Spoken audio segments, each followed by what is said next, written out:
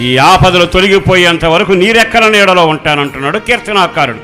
ఈయన అంటున్నాడు మరలా ఆరోగ్యం కలగబోతుంది అంటే మరలా మంచి రోజులు నీకు రాబోతావని, ఆయన కిరణాలు నిన్ను తాకబోతావని. ఉదయం వచ్చిన రీతిగా ఆయన వస్తాడు.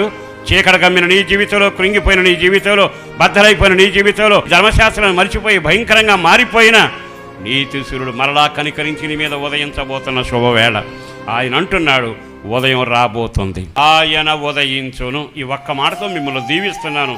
దేవుడు మీ కొరకు ఉదయించునగాక, నీతి సూర్యుడు మీ కుటుంబంలో ఉదయించునగాక, మీ కష్టకాలంలో మీ మధ్యలో ఆయన ఉదయించునగాక, మీ శాపం, చీకటి, దరిద్రత, అవమానం అంతా కొట్టివేయబడునగాక. మీ పరిస్థితులు మారబోతున్నాయి. తలదించుకున్న సహోదరులారా, కృంగిపోయిన వారలారా, చచ్చిపడి ఉన్నామనుకున్న వారలారా, జీవితానికి ఆధారం లేకుండా అల్లాడిపోయిన సహోదరులారా, మరలా ఉదయిస్తున్న సూర్యుడు వచ్చాడు. ఆయన తప్పక నీ మీద ఉదయించునగాక.